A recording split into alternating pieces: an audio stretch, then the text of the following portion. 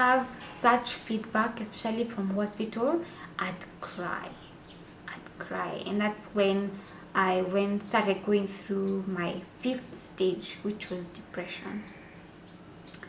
And I really stayed in my depression state for a really long time, to a point that I didn't even know I was depressed even when I was. Yeah. I remember just crying. Everything that would remind me of the child that I could have had or I had imagined would make me cry. I lashed out at my friends. Of course, when you're going through depression, you isolate yourself, I don't know, because you're emotionally and physically unavailable to most people. You don't even have that strength. And I just remember crying a lot. Like, I cried. Everything would just make me cry. And this is on top of having the hormones of, like, you have already this abundant hormones in your body. And of course, by that time I'm expressing. So I have a lot of hormones in my body, and consequently a lot of emotions. So I remember my favorite times were just in the shower, and I'd cry and cry. And after I cry, I go back to stage 3, guilt. Like, why am I crying? I should be thankful that I have my son with me. I should not feel pain. I should be thankful. And then I'd beat myself up, and I'd go through that whole cycle of I should have done this, and even as he grew older, it was I should have fed him this and not this, I should give him this medicine, I should see another doctor, I should see another neurologist, and all those things. And every time, of course, if he cries, I sink deeper into depression.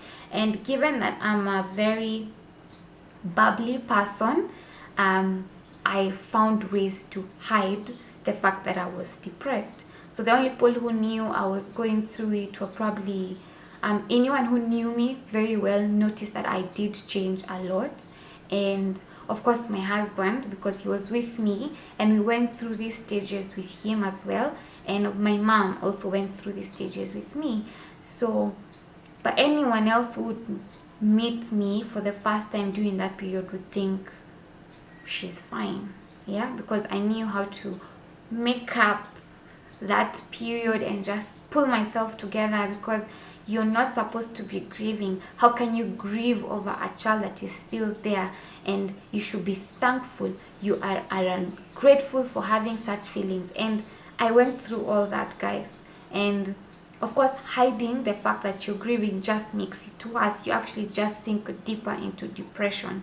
And finally, after I did notice that I was going through a really bad cycle with the depression, I finally got to a point where I just accepted and loved on my son. Like, I accepted his condition and all that was happening with him, and I just loved on him. And I was finally filled with hope that he's going to be fine, hope that he's going to succeed, things will change. And I stopped having all this sadness all the time, because it's also draining to just be sad all the time. So after I went through my acceptance and hope stage, it's on and off, because guys, the grieving process comes in waves. There's sometimes I'm fine for months, and then bam, I see something and I'm back to stage 1, and I finish all the way to stage 6. But because I'm aware of what I'm going through, I get through it faster. Yeah. So as I explained, grieving in this sense is you're experiencing your separation from the shattered dreams that you had over this could have been child, and now you're starting to create new dreams in this new process. So some of the things that I felt I had lost, because when you're grieving, it's actually because you've lost something. Some of the dreams I had, of course, were the expectations about my son. I expected him to walk at this stage. I expected to hear him call me mom at this point or eat like this. Guys, I even expected to stop using diapers. And losing all these things, they seem like minor things to go through, and it doesn't feel like major loss, because there's a major loss when you actually God forbid lose your child actually, but it's small losses of dreams that just shatter these things, and it's just a huge mess. Yeah. And of course, because of the period we are going through and everything that was happening, I lost that opportunity to actually go into full-time employment, because we opted, it's easier to actually have one parent who has a freer schedule than to have both parents with full-time jobs. I lost friends. That's usually the hardest. I lost friends because I wasn't emotionally or physically available to develop these friendships, and I also lost them because I isolated myself, because I figured they didn't understand. And even my friends who had kids, who had neurotypical kids, couldn't understand what I was going through. So I just separated myself, especially during the depression period. So I lost friends along the way. I lost my health. I would have really bad backaches. And actually, come to think about it, everything that in terms of health and losing my health and grieving over that lost health was because I was experiencing symptoms of stress. My symptoms were backaches, I'd have headaches, I had very bad appetite. Like, guys, I would hate chewing. Like, I hate chewing. I don't know if that makes sense. I can laugh about it now because I feel like I'm at a better place, but I'm still going through those waves of grief in and out. Yeah. And of course, I'd lost my relationship with God. It wasn't exactly where it was at the beginning, because I was angry at him and I blamed him for what was happening, and it took me a while to notice that all these things have made me a better person, and his plan for my life is supreme. So before I got to that point, I also had a breakup with God, and I'm just so thankful right now that I'm back. I may not be 100%, but I'm not at the 10% I was a few years ago. So how I got myself out of that cycle, or at least so that it's not as often as it used to be, because as I said earlier, being sad can be just a bit depressing. Yeah. So I developed a hobby. My hobby became my business, so I was fortunate in that way. I began making paper flowers or DIY projects in my house, painting the house or arranging the house really made me feel better inside. So I started the Boundless, which is mainly just for paper flowers, but in essence it's almost like therapy for me. I also started listening to music. I can binge a series for a while, guys. And books can also help. If you're into reading books, they can also help. Maybe if you're into exercises or working out, that can also help out with getting out of that cycle. And of course, getting friends. And by friends, I mean guys who understand what you're going through, like a support system. Because truthfully, it's a bit hard to talk to someone about the journey if they don't understand the journey or they've not gone through it. So it just helps you not feel like you're crazy, and you feel like you're on the same page, someone gets you. So it's important to also make friends with moms or parents who have special needs children just like yours. It really helped me. And of course, it didn't mean that I threw away my old friends, but I did become more intentional with building those friendships.